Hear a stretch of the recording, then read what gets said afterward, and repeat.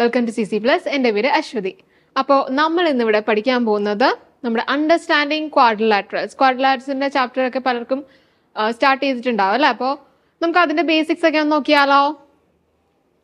ഒരു plain surface എന്താണ് എന്നാണ് നമ്മൾ പറയുന്നത്. എന്താ പ്ലെയിൻ സർഫസ് എന്ന് പറയുന്നത്? നമുക്ക് ഒരു രണ്ട് ഡയമെൻഷൻസ് മാത്രം പറയുന്നതാണ് നമുക്കൊരു പ്ലെയിൻ സർഫസ് എന്ന് പറയുന്നത് കേട്ടോ. അതായത് ഇപ്പൊ ലെങ്ത്തും ബ്രെഡ്ത്തും മാത്രമേ ഉണ്ടാവുള്ളൂ. നമ്മുടെ ഒരു പേപ്പർ ഒരു പ്ലെയിൻ സർഫസ് ആണ്. ഓക്കെ, നമ്മളൊരു ടേബിളിന്റെ പുറം നോക്കിക്കഴിഞ്ഞാൽ അതൊരു പ്ലെയിൻ സർഫസ് ആണ്. പ്ലെയിൻ സർഫസ് എന്താണെന്ന് ക്ലിയർ ആയല്ലോ.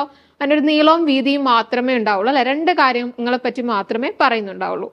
ഇനി അടുത്തതോ നമുക്ക് കർവ്. എന്താ കർവ്? പേര് പോലെ തന്നെയാണ് അല്ലെ. വളഞ്ഞിരിക്കുന്ന എന്തിനേയും നമ്മള് കർവ് എന്ന് വിളിക്കാം. അല്ലെങ്കിൽ നമുക്ക് ഡെഫിനിഷൻ ആയിട്ട് എന്ത് പറയാം? നമ്മൾ ഒരു സ്ഥലത്ത് സ്റ്റാർട്ട് ചെയ്താൽ നമ്മള് ലിഫ്റ്റ് ചെയ്യുന്നില്ല അല്ലെ, കൈ ലിഫ്റ്റ് ചെയ്യാതെ നമ്മൾ ഇങ്ങനെ വരയ്ക്കുന്ന എന്തിനേയും നമുക്ക് കർവ് എന്ന് വിളിക്കാം കേട്ടോ. ഇനി open curve and close curve എന്താ വ്യത്യാസം?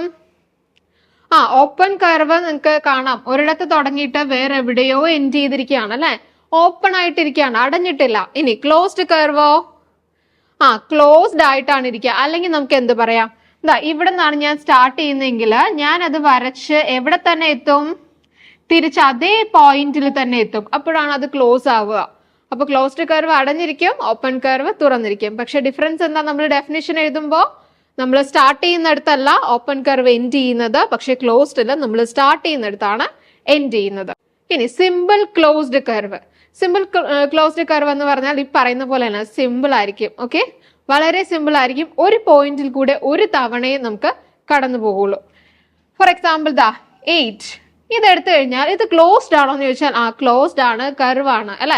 പക്ഷെ ഇത് സിമ്പിൾ ആണോ എന്ന് ചോദിച്ചാൽ അല്ല. നോക്കിക്കേ, ഈ ഒരു പോയിന്റിൽ കൂടെ ഇവിടുന്ന് അങ്ങോട്ട് പോകുമ്പോഴും പോകും, ഇവിടുന്ന് ഇങ്ങോട്ട് പോകുമ്പോഴും പോകും അല്ലെ. അപ്പൊ എന്താണ്? രണ്ട് തവണ ഇവിടെ കൂടെ പാസ് ചെയ്യുന്നുണ്ട്. അല്ലെങ്കിൽ നമുക്ക് എന്താ പറയാ, ഒരു ഓവർലാപ്പ് വരുന്നുണ്ട്. നമുക്ക് സിമ്പിൾ ക്ലോസ്ഡ് കർവില് ഓവർലാപ്പ് വരില്ല കേട്ടോ. കണ്ടോ, ഈ നമുക്ക് തന്നിരിക്കുന്ന പിക്ചേഴ്സിൽ ഒന്നിലും നമ്മൾ ഓവർലാപ്പ് ചെയ്യുന്നില്ല. അപ്പൊ ഇതൊക്കെയാണ് നമ്മുടെ സിമ്പിൾ ക്ലോസ്ഡ് കർവ്സ്. ഇനി പോളിഗണോ? പോളിഗൺ എന്ന് പറഞ്ഞാൽ സിമ്പിൾ ക്ലോസ്ഡ് കർവ് ആയിരിക്കും. അപ്പൊ സിമ്പിൾ ആയിരിക്കും, ക്ലോസ്ഡ് ആയിരിക്കും, കർവ് ആയിരിക്കും. പിന്നെ എന്തോ കൂടെ പ്രത്യേകത ഉണ്ട്? It will be made up of line segments. Line segment എന്താണ്? നമ്മൾ ഇങ്ങനെ ഒരു വര എന്ന് നമ്മൾ പറയും അല്ലെ. ജസ്റ്റ് ഒരു സ്ട്രെയിറ്റ് ലൈനിൽ നിന്ന് നമ്മൾ കട്ട് ചെയ്തെടുക്കുന്ന ഒരു പാർട്ടാണ് ലൈൻ സെഗ്മെന്റ്.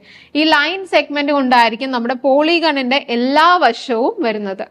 കണ്ടോ, എല്ലാ വശവും ലൈൻ സെഗ്മെന്റ്സ് കൊണ്ട് മാത്രം ഉണ്ടാക്കിയിരിക്കുന്ന ക്ലോസ്ഡ് ആയിട്ടുള്ള സിമ്പിൾ കർവിനെയാണ് നമ്മൾ പോളിഗൺ എന്ന് വിളിക്കുന്നത്. അത് ഏറ്റവും മിനിമം വരുന്നത് 3 സൈഡാണ്, നമ്മൾ ട്രയാങ്കിൾ എന്ന് വിളിക്കും. 4 സൈഡ് ക്വാഡ്രിലാറ്ററൽ, 5 സൈഡ് വരുമ്പോൾ അതിന് പെന്റഗൺ, 6 സൈഡ് വരുമ്പോൾ അതിന് ഹെക്സഗൺ. ഇങ്ങനെ നമ്മൾ പേര് ചേഞ്ച് ചെയ്തുകൊണ്ടേ ഇരിക്കും കേട്ടോ. അപ്പൊ കോമൺ ആയിട്ട് ഇവരെ നമ്മൾ പറയുന്നത് പോളിഗൺ എന്നാണ്. ഇനി നമ്മൾ പഠിക്കാൻ പോകുന്നത് അഡ്ജസന്റ് സൈഡും അഡ്ജസന്റ് വേർട്ടിസസും. അപ്പൊ ആദ്യം നമുക്ക് ഈ അഡ്ജസന്റ് എന്ന് പറയുന്ന വാക്കൊന്ന് നോക്കാം കേട്ടോ. അപ്പൊ നമ്മൾ ഇപ്പോൾ സ്കൂളിലൊക്കെ ആണെങ്കിൽ നമ്മൾ ബെഞ്ചിലായിരിക്കും അല്ല ഇരിക്കുന്നത്. ബെഞ്ചിലിരിക്കുകയാണ്, സ്പേസ് തികയുന്നില്ല, എനിക്ക് ഇരിക്കാൻ സ്പേസ് ഇല്ല. ഞാൻ പറയാണ് ഒന്ന് അഡ്ജസ്റ്റ് ചെയ്തിരിക്കുമോ എന്ന് ചോദിക്കുകയാണ്. ആരോടാ ഞാൻ പറയാതെ? ഫ്രണ്ടിലെ ബെഞ്ചിലിരിക്കുന്ന ആളോട് എനിക്ക് അഡ്ജസ്റ്റ് ചെയ്തിരിക്കുമോ എന്ന് ചോദിച്ചാൽ എനിക്ക് സ്പേസ് കിട്ടുമോ? ഇല്ല. അഡ്ജസ്റ്റ് ചെയ്യാൻ പറയുന്നത് നമ്മുടെ തൊട്ടപ്പുറത്തെ ആൾക്കാരോടാണ് അല്ലെ. അപ്പൊ അഡ്ജസന്റ് എന്ന് പറയുന്ന ആരായിരിക്കും? നമ്മുടെ തൊട്ടടുത്തുള്ള ആളായിരിക്കും. ഓക്കെ, അപ്പോൾ അഡ്ജസന്റ് നമുക്ക് എന്തുമാകാം? സൈഡ് ആകാം, വെർട്ടെക്സ് ആകാം. അപ്പൊ ആംഗിൾസ് പറയാറുണ്ട് നമ്മൾ. സൈഡ് എന്ന് പറയുമ്പോൾ എന്തായിരിക്കും? ഇപ്പൊ നമ്മളൊരു സ്ക്വയർ നമുക്കതിന് പേര് കൊടുക്കാം കേട്ടോ, ABCD. അപ്പൊ ഇതിന്റെ സൈഡ്സ് ഏതൊക്കെയുണ്ട്? AB ഉണ്ട്, BC ഉണ്ട്, CD ഉണ്ട്, DA ഉണ്ട് അല്ലെ. അപ്പൊ ഈ സൈഡ് ABയുടെ അഡ്ജസന്റ് സൈഡ്സ് ചോദിച്ചു കഴിഞ്ഞാൽ ആരൊക്കെയാണ്? അതിന്റെ തൊട്ടപ്പുറത്തുള്ള സൈഡ്സ് ആണ് അല്ലെ. അഡ്ജസന്റ് മീൻസ് തൊട്ടപ്പുറത്തുള്ള ആളാണ് അല്ലെ. ആരൊക്കെയുണ്ട്? ഈ സൈഡ് AD ഉണ്ട്, ഈ സൈഡ് BC ഉണ്ട്. രണ്ടെണ്ണമാണ് അഡ്ജസന്റ് സൈഡ്സ് വരുന്നത്. അപ്പൊ തൊട്ടപ്പുറത്തും ഇപ്പുറത്തും ഉള്ള സൈഡ്സ് ആണ് അഡ്ജസന്റ് സൈഡ്സ്. ഇനി അഡ്ജസന്റ് വേർട്ടിസസ് എന്ന് പറഞ്ഞാലോ? വേർട്ടിസസ് അല്ലെങ്കിൽ വേർട്ടെക്സ്. നമ്മൾ വേർട്ടെക്സ് എന്ന് പറയുന്നത് നമ്മൾ ഈ പോയിന്റും പോയിന്റ്സ് എന്ന് പറയുന്ന വ്യത്യാസമാണ് കേട്ടോ.